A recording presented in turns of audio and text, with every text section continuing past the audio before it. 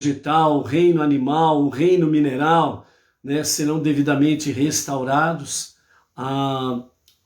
O ser humano ele será completamente restaurado, e isso fazendo a redenção com Mashiach, para que realmente as coisas venham se preparar de tal forma, assim como diz a profecia, né, de Jerusalém sairá a palavra. As traduções simples e comuns dizem, né, de Jerusalém será a palavra do Senhor, né? Numa tradução mais apurada, então ela diz que de Jerusalém sairá a palavra da Torá para as nações. E então, realmente, a terra se encherá do conhecimento de Deus. Assim como as águas cobrem o mar, assim o conhecimento de Deus, através do ensinamento da Torá, então todas as nações conhecerão plenamente quem é o nosso Deus. Então, por isso, amados, nós temos por aí, pela frente, né, os nossos preciosos e maravilhosos desafios, e por isso que nós estamos aí ombro a ombro com os judeus, para estarmos aí levando em frente, avante, cada dia mais, a unidade, a unicidade de Hashem, o conhecimento do único e verdadeiro Deus e Salvador, aquele que é único. Ele não é dois e nem três. Nele não há dualidade, nele não há trindade. Ele é Errad, ele é um e único, né? Ele não é que nem aquele aparelho antigo, né? Não sei se ainda existe isso, mas aquele aparelho antigo que falava, né, 3 em 1, né? Tinha o toca-disco, tinha o toca-fita, né? E tinha o rádio, né? Então ele era chamado de 3 em 1. Aí depois deram uma melhoradinha, né? Esse 3 em 1, aí teve também a questão de tocar o CD, né? Então, assim vai, né? Então, Deus não é 3 em 1, não, né? Ele é Errad, ele é um e único. Nele não há dualidade, nele não há trindade. Portanto, ele não é toca-disco, não é toca-fita, não é toca-CD, né? Ele é Errad, o único e o verdadeiro Deus e Salvador, né? Então, essa nossa missão de estarmos aí disseminando a unidade e a unicidade de Hashem e anunciando que brevemente Mashiach estará, o justo e o verdadeiro Mashiach estará se revelando para a redenção final, e que isso aconteça em nossos dias e que seja para agora. Amém. Ok? Hoje nós temos uma palavra aí dentro da nossa aliá, que cita uma questão sobre Mashiach, né? Então nós vamos ver isso daí na nossa aliá de hoje, da nossa Parashá Hukat, né? Então nossa Parashá Hukat, né, também traz hoje uma palavra aí sobre Mashiach, né? Mashiach também é a mesma coisa, viu, amados? Mashiach também, ele não é 2 e nem 3, ok? Mashiach é um ser humano, nascido normalmente, né, do relacionamento do marido e da esposa, certo? Que terão aí a sua genealogia dentro de Judá e etc e tal, David, né? E assim vem. É um homem, né? Não é Deus, Mashiach não é Deus, Mashiach não é Salvador, certo?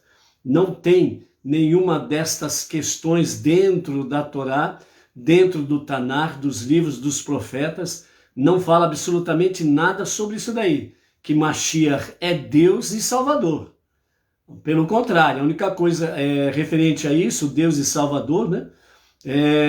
Tanto a Torá como o Tanar, né, os escritos, os profetas, etc. e tal, ali faz referência a Deus, o Criador, o soberano. Só Ele é Deus e Salvador. Ponto final.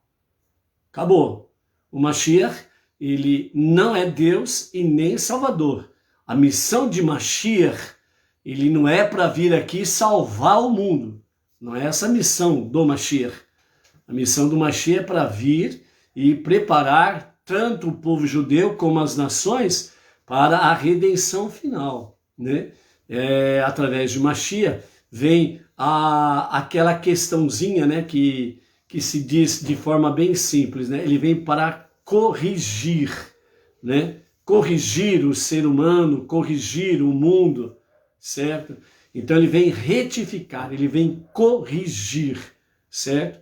E é através do Mashiach, instrumento de Deus ou ungido de Deus, que Mashiach significa isso. Mashiach, a tradução, né, de Mashiach é ungido.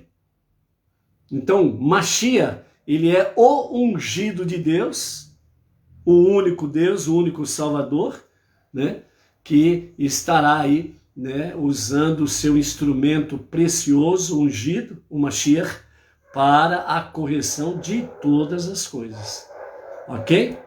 Então vamos em frente aí na nossa gota de sabedoria do nosso Rebbe Menachem Mendel, né, de número 269.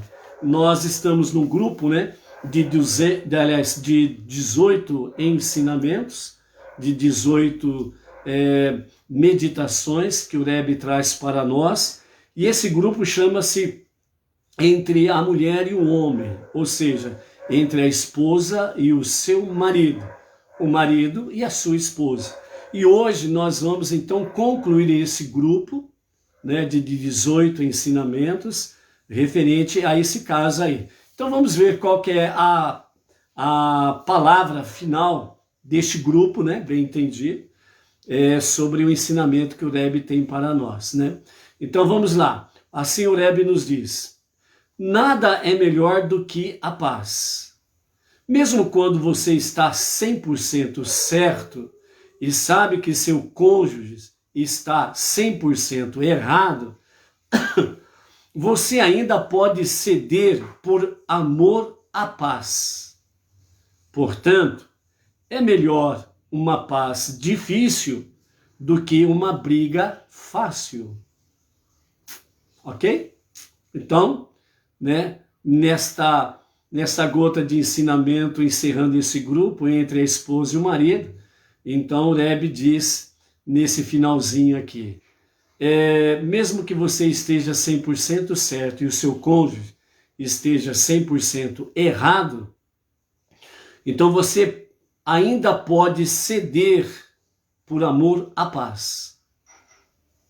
Então, se o seu marido está 100% errado e você, esposa, está 100% certa, ceda por amor à paz.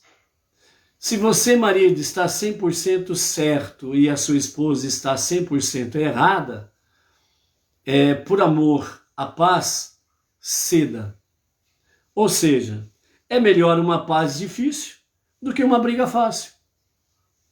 Na realidade, uma briga fácil, nenhum dos dois sai vencedores, nenhum dos dois sai vencedor. Na realidade, numa briga, se tratando de marido, esposa e marido, na realidade, numa briga, os dois saem perdendo. Então, aquele momento, né, entre aspas, né, trágico de uma discussão, de uma briga entre marido e esposa e marido, aquele que for mais inteligente, ele vai ceder por amor à paz. Aí na hora que a poeira baixa, aí é a hora de conversar como esposa e como marido. Aí é hora de conversar como dois excelentes, eternos namorados.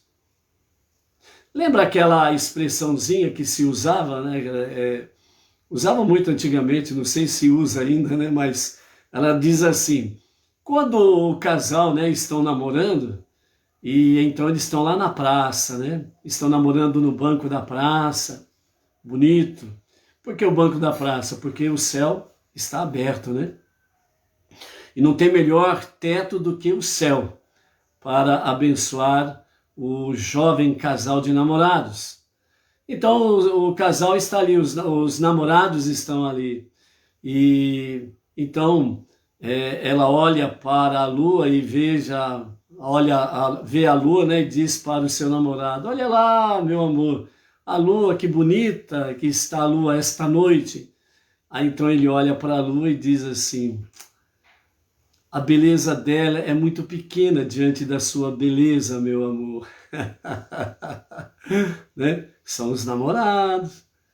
Aí daqui a pouco, né, vem uma nuvem, cobre a lua e ela diz, né? Olha lá, olha só, a nuvem cobriu a lua. Então ele diz para ela, né? Ela está com vergonha da sua beleza, minha querida, né? Então esse é o tempo do namoro. Aí depois veio o casamento, né? Aí então fala, né? A esposa, né, já fala para ele, né? Fala assim, olha lá, ó, a nuvem cobriu a lua. E ele diz, você não está vendo que é a nuvem que está passando aí e cobriu a lua? Que não tem nada demais nisso daí? Já muda a conversa, né? Então, os eternos namorados têm que ser eternos namorados. Ou a lua encobriu, minha querida esposa, ela está com vergonha diante da sua beleza. É assim, tem que continuar assim, né? Então, dentro desse sentido aqui, encerrando então os 18 ensinamentos sobre esposa e marido, é melhor uma paz difícil do que uma briga fácil, né? Então, que os eternos namorados continuem, né? A lua, a sua beleza é insignificante diante da sua beleza, minha querida. E quando as nuvens encobrem a lua, né? Que continue os eternos namorados, né? A lua ficou com vergonha da sua beleza, minha querida, e por isso cobriu-se com a nuvem, né? Então que os eternos namorados sejam assim. É melhor uma boa e difícil paz do que uma fácil briga, né? Que não dá resultado positivo para nenhum dos dois lados. Mas aquele que, por amor à paz, vem ceder, então ele é o grande ganhador, ou ela é a grande ganhadora ao ceder por amor à paz. Depois pode demorar um pouquinho, mas vai colher os frutos da sua atitude. Baruch Hashem? Então, por isso, né, aos eternos namorados que não se cansem realmente de amarem-se. Isto é muito bom. Ok? Quem está aí conosco nessa tarde, né? Estamos aí em A Tarde com a Torá, a Ana Eustáquio, a Simone, a Nadir, né? A Nadir está dizendo que o som está falhando, né? Alguém pode observar aí se está falhando o som, a imagem e dar um alô aí, ok? Né? A Malu lá do Distrito Federal também está aí, né? Baruch Hashem, quem mais que está? A Irani Braga de Mendonça, Baruch Hashem. Quem mais que está aqui? Vamos ver. A Inês Martins, aqui de Pirajuí, Baruch Hashem, Inês, onde estivemos lá em Bauru, na nossa reunião, né? Louvamos a Hashem que as coisas deram certo. A Luciana Rodrigues, lá de Marília, Baruch Hashem, né? E louvamos a Hashem por isso daí. Todo começo é difícil, né? Se todo começo fosse fácil, né, as vitórias não teriam o seu devido valor, não é verdade? Então, temos aí um grande, maravilhoso desafio para Bauru e região, né? Ontem demos aí o nosso passo de forma oficial, pós não, né? No fim desta pandemia, que graças a Hashem aí, as verdades estão aparecendo cada vez mais, né? As mentiras estão sendo descobertas, né? Pessoas poderosas, não só, né, no questão aquisitivo, mas em posições diante de sociedade, governos, etc. e tal, estão aparecendo as suas mentiras, as suas falcatruas, né? Os os cientistas e médicos que não têm compromisso com a vida humana, mas têm compromisso com o din-din, né? Estão cada vez mais sendo desmascarados. E olha que lá nos Estados Unidos a lei funciona, hein? E lá tem um grande, né, um importante médico que está numa investigação lá e, ó, de repente você vai ouvir a notícia, vai assistir a notícia da prisão dele. E vocês verão, né? Por quê? Porque mexeu com a vida humana, né? E essas pessoas, esses perversos que mexeram com a vida humana e acabaram aí, infelizmente, né? Acabaram pela falta de compromisso com a vida, acabaram matando, assassinando milhões de pessoas no mundo inteiro, né? Proibindo o tratamento inicial, o tratamento para a vida, onde com os remédios, né, baratos, acessíveis a todas as faixas de classe social, portanto, ninguém poderia ficar sem a devida medicação para fazer o seu tratamento inicial, preventivo, etc. e tal. Mas aí vedaram isso daí. Por quê? Porque estavam compromissados com ganhar dinheiro e não estavam preocupados com a vida. As pessoas que não estão preocupadas com a vida têm um tribunal celestial que não para de funcionar 24 horas por dia. E ali não tem jeito de comprar sentença, não. Ali não tem juiz, né, que se vende, não. Por isso, Dayan Haemet, que é a expressão hebraica para dizer o juiz verdadeiro. Quem é o juiz verdadeiro? Deus Todo-Poderoso. Então essas pessoas não passam impune, não. Então o que nós vimos aí, estamos vendo ainda, né? Mas desde o princípio desta chamada pandemia, né, no mundo inteiro aí, o que nós contemplamos aí, né? Nós contemplamos aí uma estratégia diabólica, uma estratégia maligna para poder dominar as nações, os povos, escravizar os povos e estes, né, esses magnatas poderem ganhar os seus milhões e bilhões de dólares através da desgraça alheia. Então, eles usaram 4 estágios. Nós queremos falar para você sobre essa questão dos 4 estágios, para que você possa se aperceber daquilo que acontece à sua volta. Você não pode ser enganado, você não pode se enganar e você não pode se deixar ser enganado.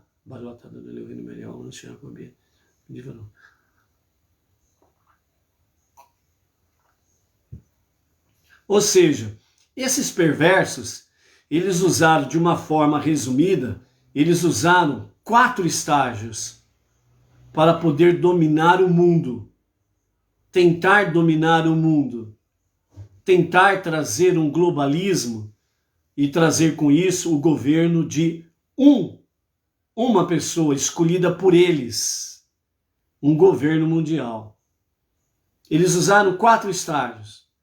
O primeiro se refere ao medo, o segundo se refere à lisonja, o terceiro à propina e a quarta à ameaça.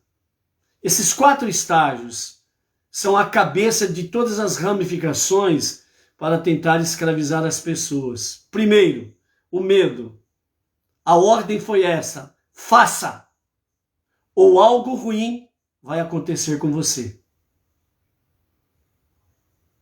Então, eles entraram de sola com a sua estratégia e eles vieram direto com medo. Por quê? Porque se as pessoas, povos, forem dominados pelo medo, fica fácil então deles, entre aspas, senhores, ditadores e por aí afora vai, dominar.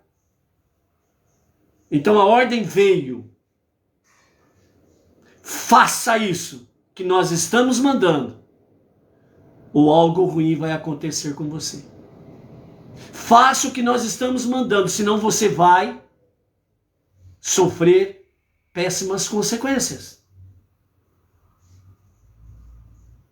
E o que aconteceu? O mundo entrou em pavor e medo.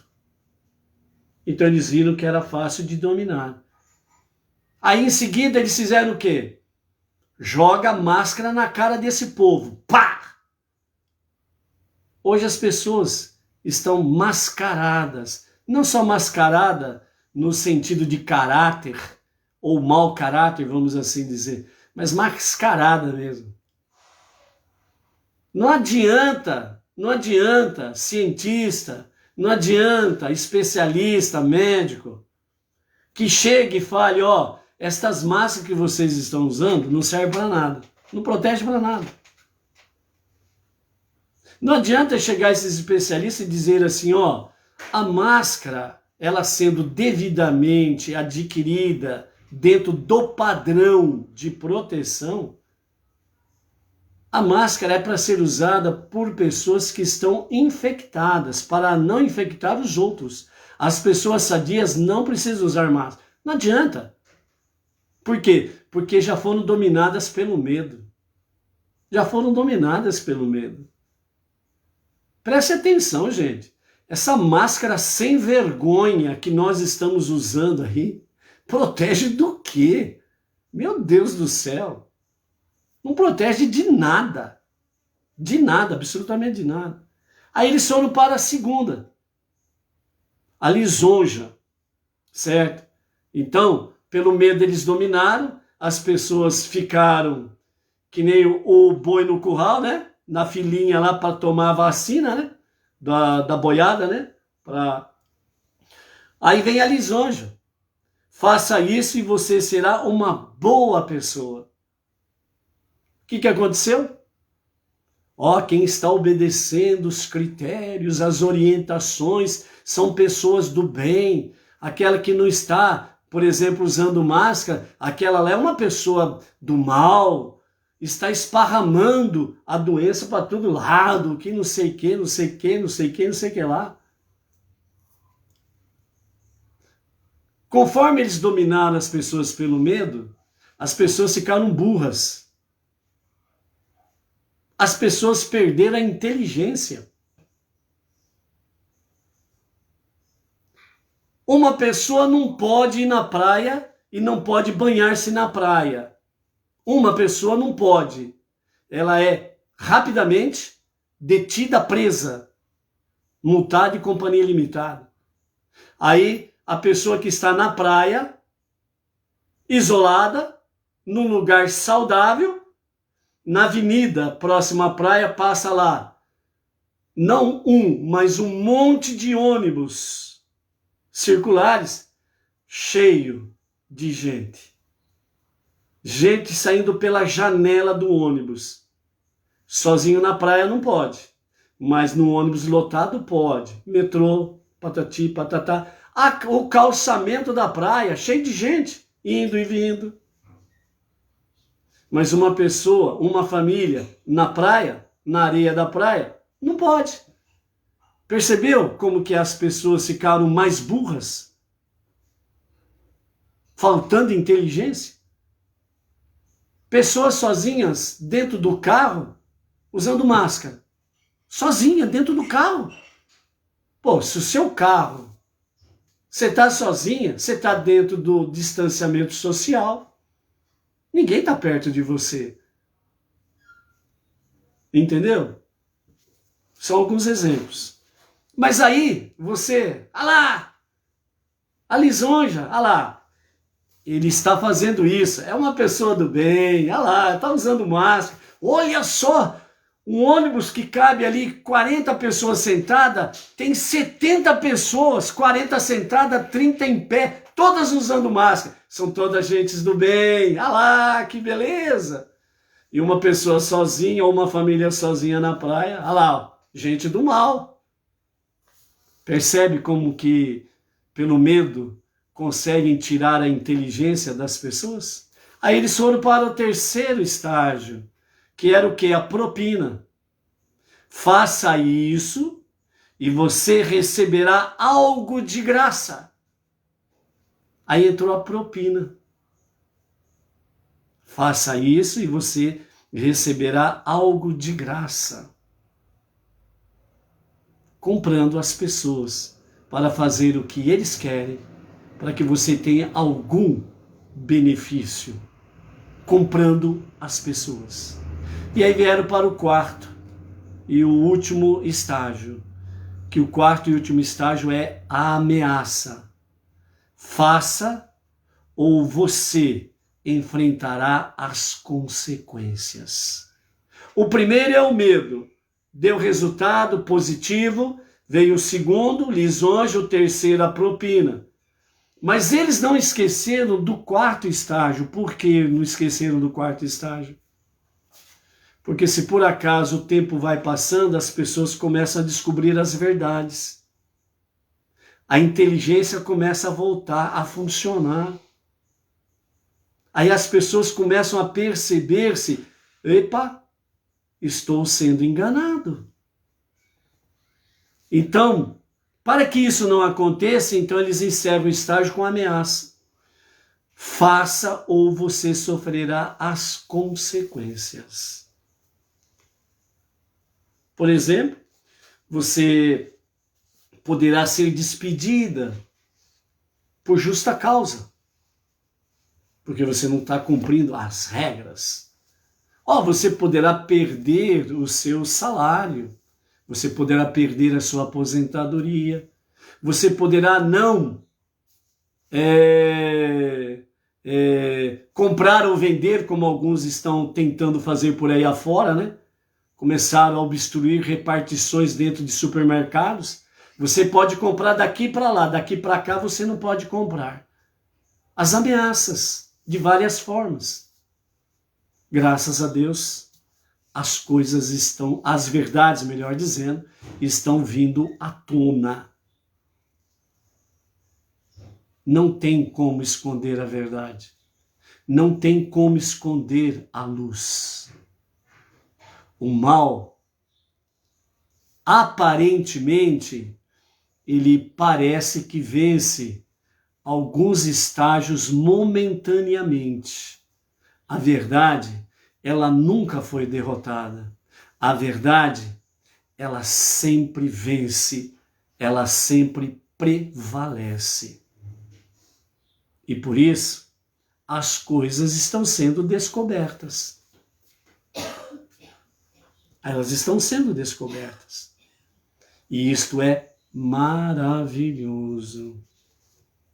Baruch Hashem. Vamos embora. Vamos para a nossa segunda aliá? Então, a nossa segunda aliá, da nossa 39ª Parashá, porção, de nome Hukat, está no capítulo 19 do livro de Bamidbar, Números. Vamos lá para Números. Bamidbar, capítulo 19, Parashá Hukat, né? Que significa também prescrição.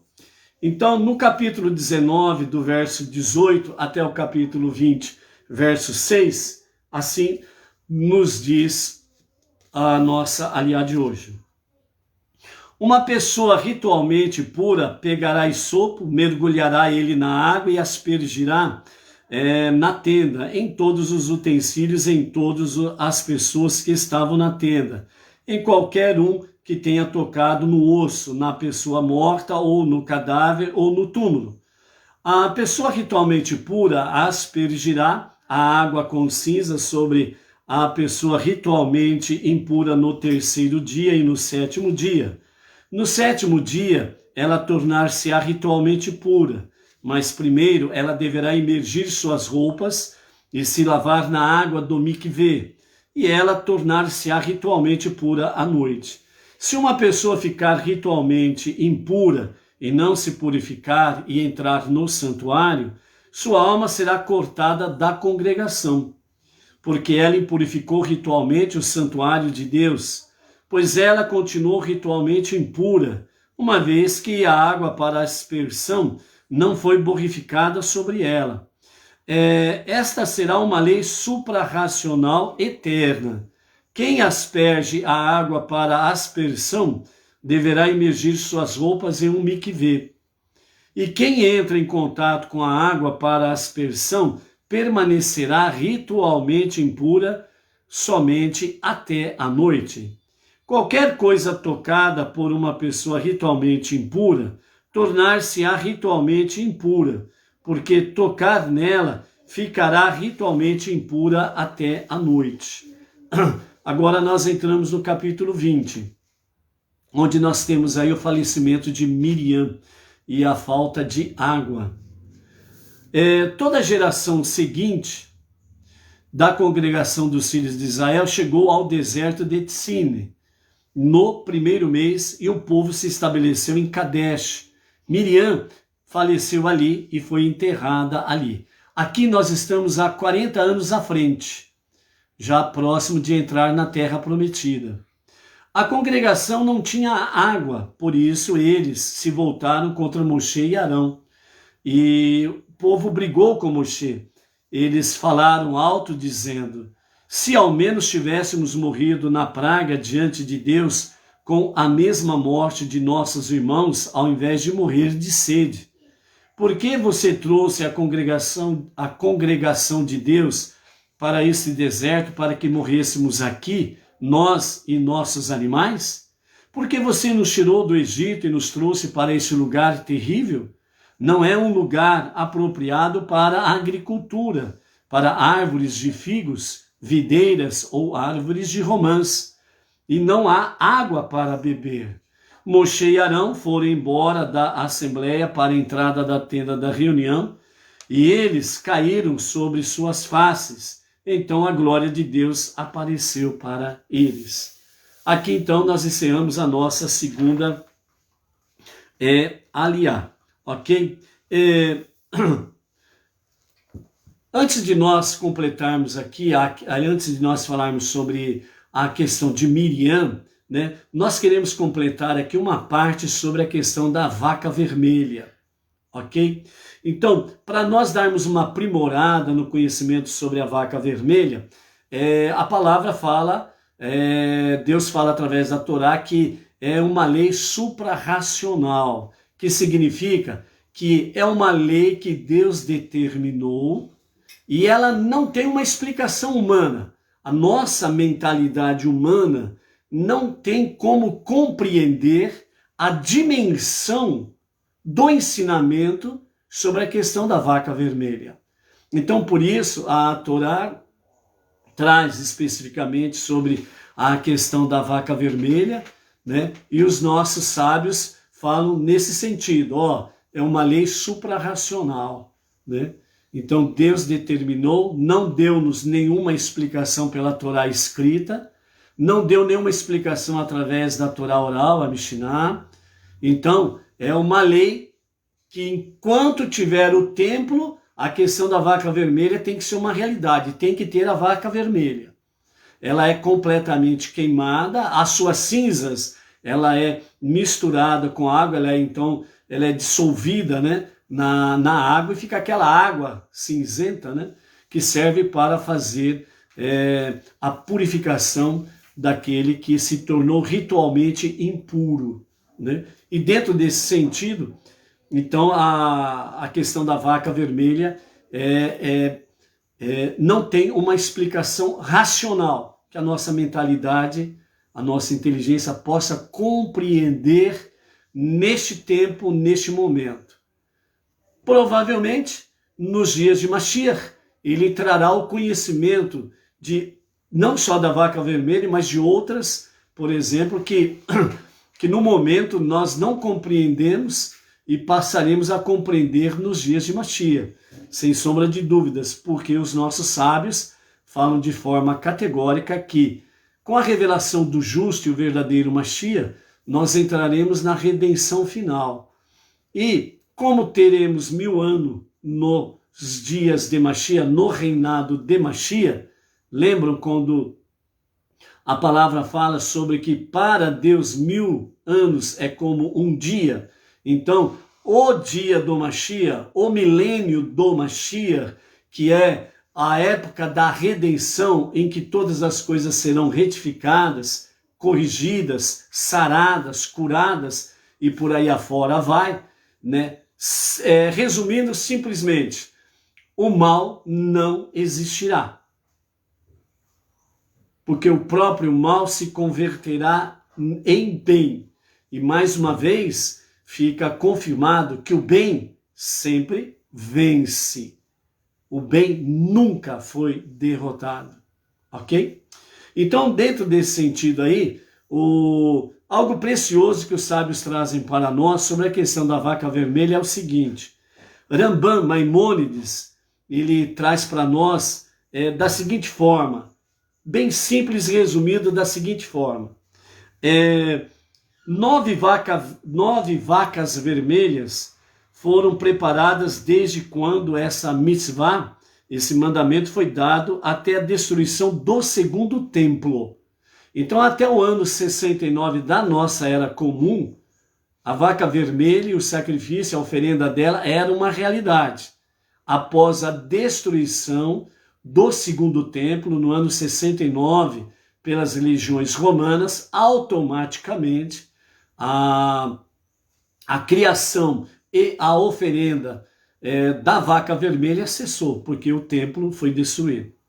Então, a primeira vaca vermelha, ela foi preparada por Moshe. A segunda vaca vermelha foi preparada no tempo de Esdra. E depois de Esdra, até a destruição do segundo templo, mais 7 vacas vermelhas foram devidamente preparadas e foram como oferendas agradáveis a Deus. A partir da destruição do segundo templo, então, automaticamente cessou, e nesse sentido, apenas 9, desde os dias da outorga da Torá, lá no Monte Sinai, portanto, contabilizando até hoje 3.333 anos, neste período, apenas 9 vacas vermelhas foram preparadas e foram ofertadas a Hashem. E as suas cinzas dissolvidas em água de fonte para purificar aqueles que estavam ritualmente impuros. A 10ª vaca vermelha, ela será preparada pelo rei Mashiach, Melech Mashiach, seja ele rapidamente revelado e que seja revelado agora. Amém. Esse precisa ser o desejo real de cada um que realmente vive o monoteísmo com fundamento judaico. Então, dessa forma, né, Rambam Maimônides, ele fala que seja esta a vontade do soberano, a vontade de Deus, para que Mashiach se revele agora e seja realmente o povo, os judeus dos 4 ventos da terra, norte, sul, leste e oeste, sejam arrebanhados, saiam das nações, como cumprimento da profecia, retornem todos para Eretz Israel, junto com Mashiach, venham construir o 3º e definitivo templo, preparando a 10ª vaca vermelha para a oferenda agradável a Deus, né? O número 10, ele tem profundos e maravilhosas mensagens dentro da Torá, dentro das sagradas letras, né? Então, 10, ele sempre traz uma mensagem daquilo que é completo, pleno. Por isso, dentro do mundo judaico, o Minyan de 10 varões é o número completo para que se proceda às preces dentro do Beit HaMikdash ou dentro de uma sinagoga após a destruição do Beit HaMikdash, certo? Então essa 10ª vaca vermelha, ela será uma realidade nos dias de Mashiach para completar todo o plano divino, né? Completude, né? Trazer plenamente aquilo que seja completo dentro dessa atmosfera aí. Também Ramban ainda nos fala da seguinte forma, né? Então a Torá, aliás, a 10ª vaca vermelha, ela será devidamente preparada pelo rei Mashiach. É compreensível, visto que Ramban inclui em seu código legal, né, os escritos de Maimônides, né, conhecido como código legal, como leis, várias leis que somente serão aplicadas na era futura. Então, há muitas leis dentro do código legal de Maimônides, de Ramban, que serão aplicadas na era futura. Essa era futura são os dias de Mashiach. São os dias de Mashiach, ok? O que é difícil de ser entendido é porque ele concluiu esta lei com uma prece. A prece de Maimônides Ramban diz: seja ele rapidamente revelado, amém, que seja esta a sua vontade. Essa é a prece. Certamente um código de leis não é o lugar para o autor registrar as suas emoções, seus sentimentos pessoais através de uma prece. Podemos argumentar, no entanto, que com esta prece de Ramban nos ensina um aspecto da lei judaica, ou, para ser mais preciso, nos ensina 3 aspectos dentro da sua lei judaica que Ramban traz. Primeiro aspecto: não apenas acredite intelectualmente em Mashiach, mas também o aguarde ativamente e anseie emocionalmente por sua chegada. Então aqui, dentro do código legal de Ramban, o que ele traz para nós, Maimônides, é que nós não podemos, melhor dizendo, nós não podemos acreditar na revelação do justo Mashiach apenas de forma intelectual. Mas as nossas emoções, o nosso desejo, ele precisa ser como aquela chama ardente das nossas emoções, aguardando essa manifestação, essa revelação de Mashiach, que seja de fato a qualquer momento, e a qualquer momento agora. Amém. Então, aqui o que quer dizer para nós é assim, Mashiach não é para amanhã. Mashiach é agora. É nós acreditarmos nisso não só intelectualmente, mas também com as nossas próprias emoções. Segundo, inevitavelmente sentir este vazio levará a pessoa a rezar pela vinda de Mashiach, assim como ele reza por qualquer outra coisa que esteja faltando em sua vida. Então você está passando por um problema, você está passando por uma necessidade, seja ela qual for, seja de ordem espiritual, física, financeira, material, em qualquer esfera da nossa vida. Nós sentimos um vazio, a falta de alguma coisa significa este vazio, a falta de alguma coisa. Então o que nós fazemos? Nós fazemos preces a Hashem. Hashem, tu és o Pai das misericórdias. Eu sou o teu filho, eu sou a tua filha. Eu estou com vazio de tal esfera. Eu sinto a necessidade de tal coisa. eu preciso desta bênção. E você especifica qual ela é. E você pede para o soberano para que ele venha suprir essa necessidade sua. Que debaixo da sua destra ele venha trazer o quê? As suas bênçãos, vitórias, proteção, conquistas e etc. Cura, livramento disto, daquilo, deste ou daquele. Então, assim como nós fazemos, é isso que quer nos ensinar aqui Rambam, assim como nós fazemos pelas nossas necessidades, nós precisamos rogar a Hashem não somente com o nosso intelecto, mas com as nossas emoções, de coração. Hashem, que seja a tua vontade, que Mashiach se revele agora.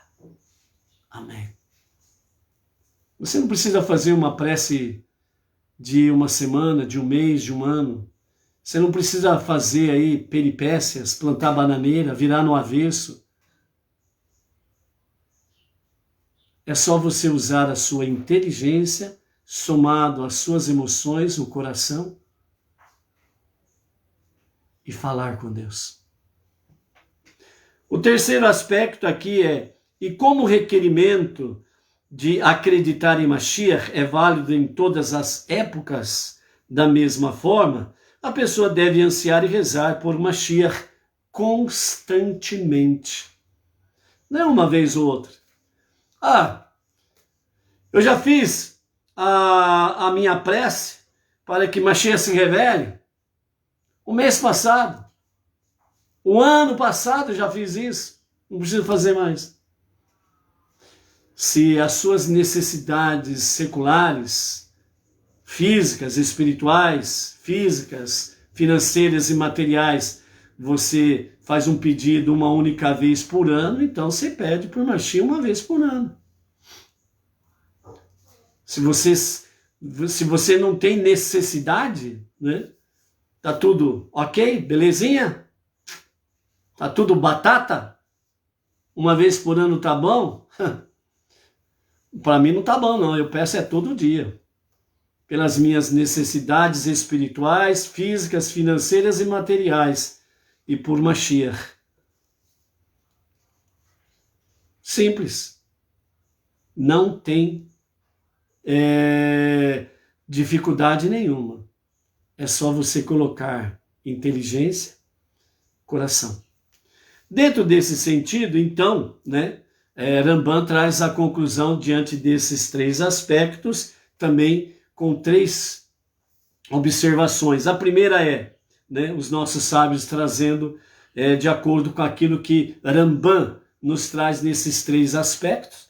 Então, os nossos sábios trazem, nesta visão toda de Rambam, as conclusões da seguinte forma. Primeiro, Rambam inclui uma prece desejosa aqui em seu código legal para indicar que a espera por Mashiach não deve ser expressa somente intelectualmente, mas emocionalmente também, com o coração.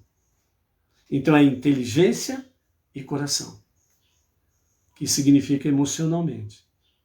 Segundo, ele enfatiza que Mashiach deve vir rapidamente para indicar que a vinda de Mashiach deve ser um desejo pessoal e sincero. Ou seja, o desejo para a revelação, para a vinda de Mashiach, ela tem que ser uma decisão pessoal e sincera de cada judeu e de cada não judeu que vive a fé monoteísta com fundamento judaico. Terceira conclusão, ele registrou os princípios acima, não em sua condição, não na sua codificação das leis sobre Mashiach, mas aqui, fora do contexto, para indicar que a pessoa deve expressar o desejo por Mashiach constantemente, qualquer que seja o contexto. Ou seja, o que os sábios estão falando sobre esse terceiro item aqui, daquilo que Rambam traz? Ele traz o seu código de leis.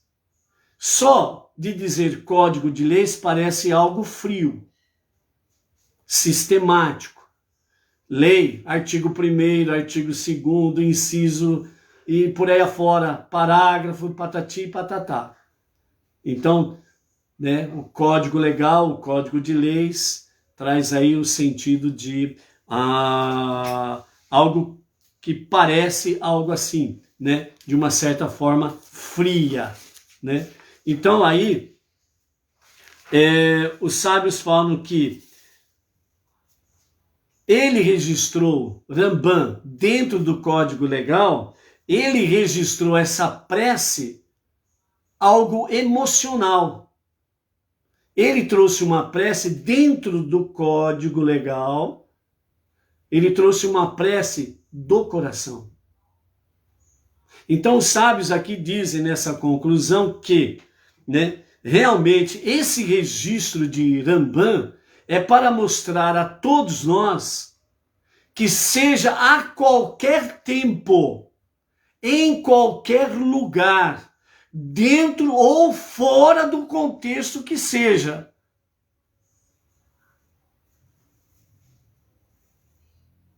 o desejo, a esperança da revelação de Mashiach é para qualquer momento, em qualquer lugar, dentro ou fora de qualquer contexto.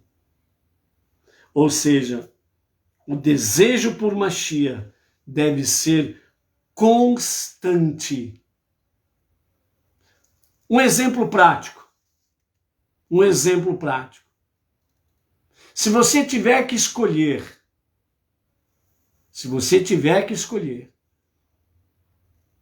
vamos fazer aqui uma analogia. Deus chega para você e fala assim, ó, tem duas opções, só que eu vou atender uma só.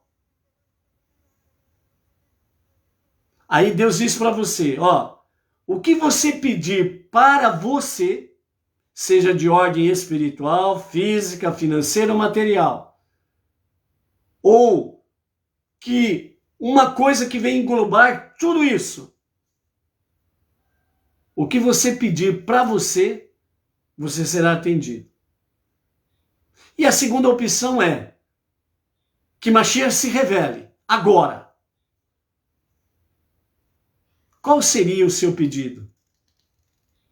Para você ou para a revelação de Mashiach?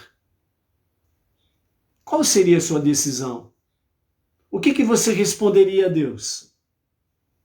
Alguém quer arriscar uma resposta aí? Pode falar aí. Quem vai ter a coragem de falar? Escreve aí. Qual seria a sua resposta para Deus numa situação dessa? Não, Senhor, eu quero isso e mais isso para mim. Aí Deus vai atender o seu pedido. Ou você vai dizer, não, eu quero a revelação de Mashiach agora. A Simone respondeu, revelação de Mashiach.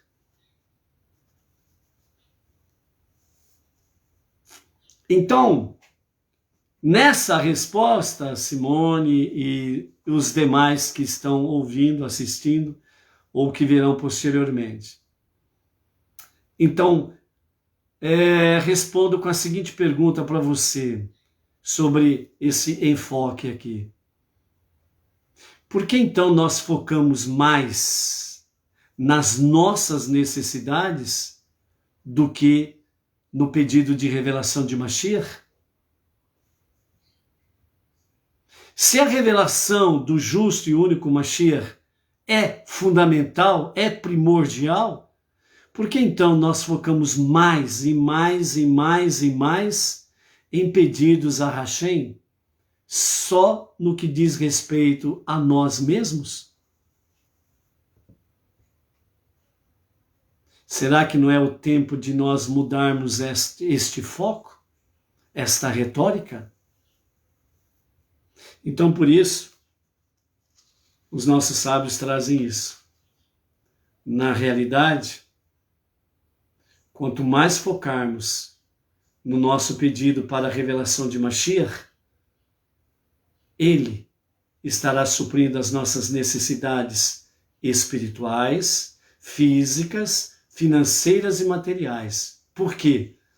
Porque espiritualmente o conhecimento que tivermos, fisicamente a saúde que tivermos, financeiramente aquilo que tivermos, materialmente aquilo que tivermos, estará na sua grande porcentagem focado para tudo aquilo que vem para fazer com que sejam abreviados dias para a revelação do justo e verdadeiro Mashiach, que são as causas nobres, onde estão os estudos de Torá e as 7 leis universais.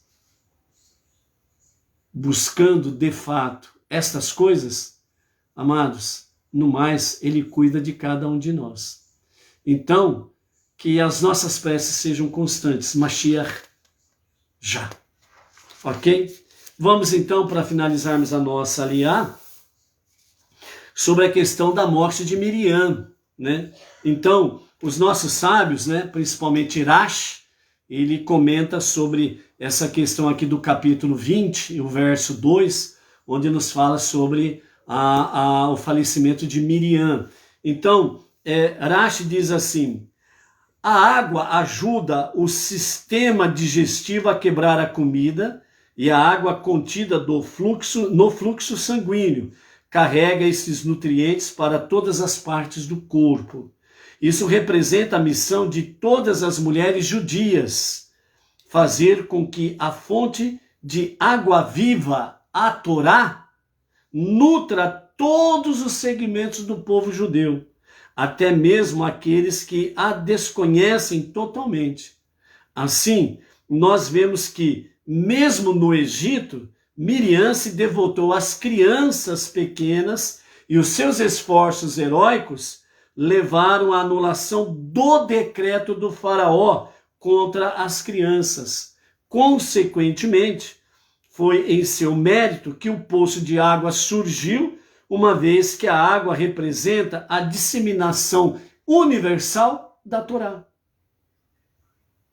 Então, de forma bem simples, resumida, o que Rashi está dizendo aqui? Por que está focando aqui que esta é a missão de todas as mulheres judias e acrescentando as mulheres não judias, a Batnor, certo? É a missão. Por quê? Porque a educação dos filhos, a educação das crianças, a educação, a mulher como professora para com os seus alunos, é fazer com que eles cresçam, não apenas no conhecimento secular, mas essencialmente no conhecimento da Torá. Como que a mulher ela vai alcançar os 4 ventos da terra com o ensinamento da Torá? Cada criança que ela ensina vai fazer com que essas crianças que vão para diversos lugares do mundo, através do seu ensinamento, estarão levando a luz da Torá. Como é importante a educação da mulher, judia e não judia, para com as crianças, os filhos, e para com aquelas crianças que são alunos. Outra coisa, assim, quando uma mãe, irmã ou professora educa uma criança, nós testemunhamos uma versão atual da água viva de Miriam, sustentando o povo judeu e o povo não judeu, no exílio, tornando possível que passemos com tranquilidade pela nossa estada presente no deserto do exílio, o caso específico do povo judeu, a grande diáspora depois do ano 69, com a destruição do Beit HaMikdash e de Jerusalém, a grande diáspora em que os judeus foram esparramados nos 4 ventos do nosso planeta. E para o povo não judeu, as nações que estão aí abraçando a fé monoteísta dia a dia, dessa forma, né, a função das mulheres dentro da educação familiar, a educação dos alunos dentro daquilo que é primordial, o conhecimento da verdade, o conhecimento de Deus, o conhecimento da Torá. Assim como também, além de prover água para beber, o poço de Miriam também possibilitava que a mitzvah de Taharat Hamishpachá, ou seja, a pureza familiar, fosse cumprida. Não havia outra fonte de água no deserto. Assim, o poço de Miriam servia de mikvê, permitindo o nascimento de crianças por 40 anos durante o deserto. E, finalmente, o costume de tirar água em Motzai Shabbat, para tirar água do poço de Miriam, é citado no Shulchan Aruch, né, do Alter Rebbe, o que parece sugerir que isso se aplica nos dias de hoje. No entanto, este não era um costume praticado na casa dos Rebbeim de Rabad, né, na casa dos Rebbe. Em todo caso, ele certamente se aplica a todos nós espiritualmente. Estudar esta lei sobre o poço de Miriam tem influência sobre a semana inteira, para que seja saudável, tanto em termos espirituais quanto físicos, né? Então, realmente, o poço de Miriam, as suas lições, o seu aprendizado, né? O significado do poço de Miriam, de tudo isso que nós acabamos de ver, e muito mais que ainda temos que aprender, não resta dúvidas, mas a base já está aqui, certo? É fazer com que toda mulher, né, toda mãe, toda moça, para com seus irmãos, toda professora para com seus alunos, não apenas ensinando a questão da vida secular, mas principalmente, a palavra da vida, a Torá, a água da vida, esparramando isso nos 4 ventos do nosso planeta. Então, por isso, amados, né, vamos dizer assim, enquanto a Torá existir, Miriam não está morta. Enquanto a Torá existir, nenhuma mulher judia e nenhuma mulher não judia que se aplica a ensinar crianças no entendimento da Torá, se estão vivas, permanecerão vivas, e aquelas que aparentemente morreram continuarão vivas, porque os seus ensinamentos continuarão existindo. Baruch Hashem. Remoa bem estas palavras e tire grandes ensinamentos. Até amanhã. Shalom, shalom.